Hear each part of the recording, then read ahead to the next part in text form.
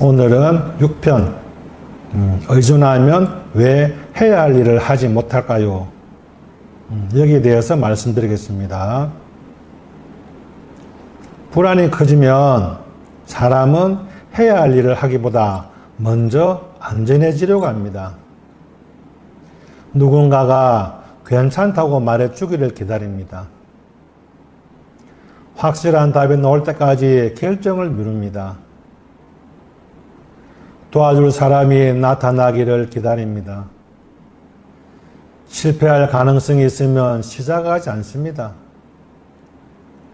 이러한 행동은 잠시 불안을 줄여줍니다.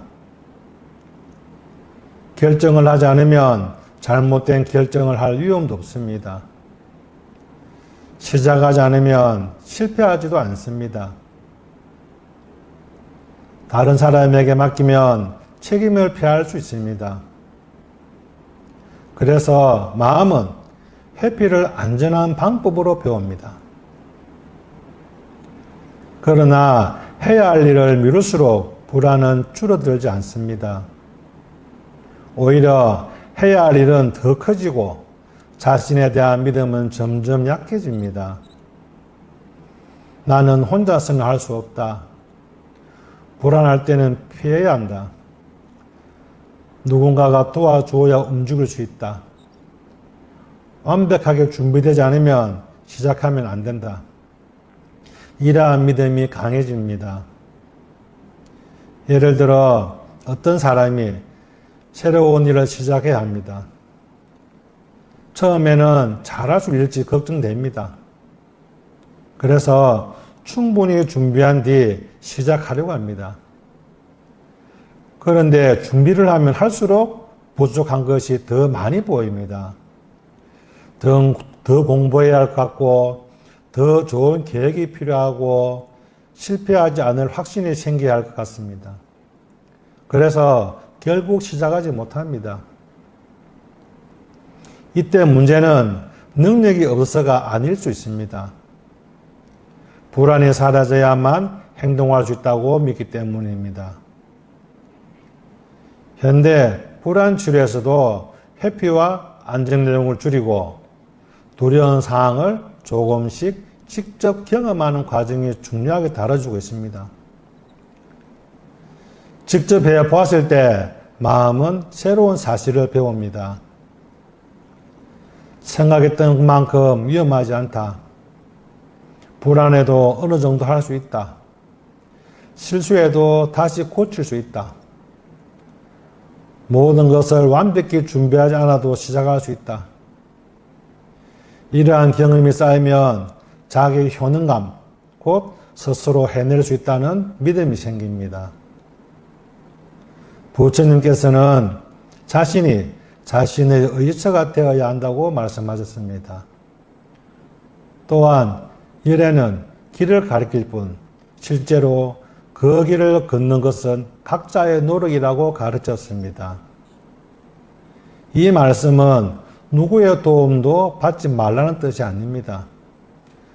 스승은 길을 알려줄 수 있습니다.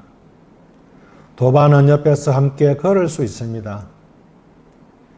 가족은 힘을 북돋아 줄 수 있습니다.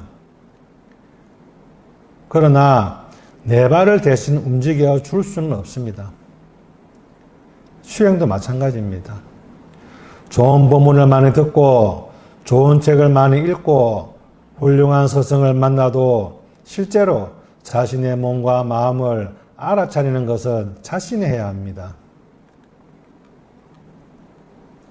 불안할 때 거창한 일을 하려고 하지 마십시오. 전화 한 통을 합니다. 서류 한 장을 정리합니다. 10분 동안 해야 할 일을 시작합니다. 필요한 사람에게 한 가지 질문을 합니다. 오늘 할 수 있는 작은 결정을 직접 내려봅니다.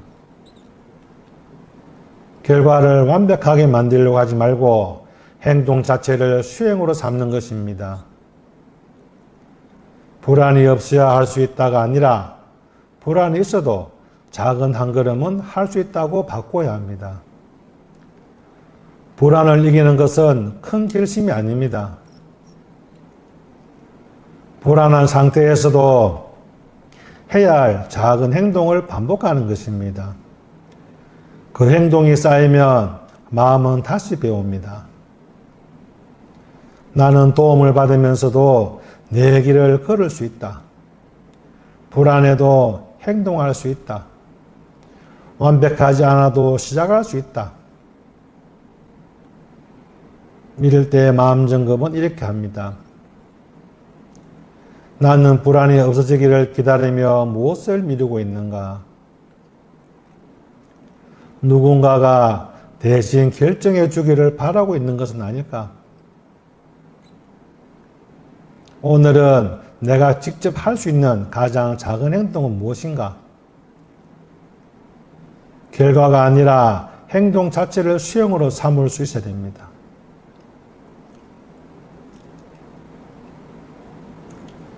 불안이 사라져야 움직일 수 있는 것이 아닙니다. 작은 행동을 시작할 때 불안을 감당하는 힘이 자랍니다.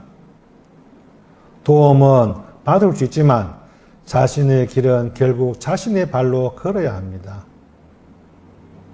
네, 이렇게 해서 오늘 6번째를 마치겠습니다. 다음에는 이제 7편을 하도록 하겠습니다.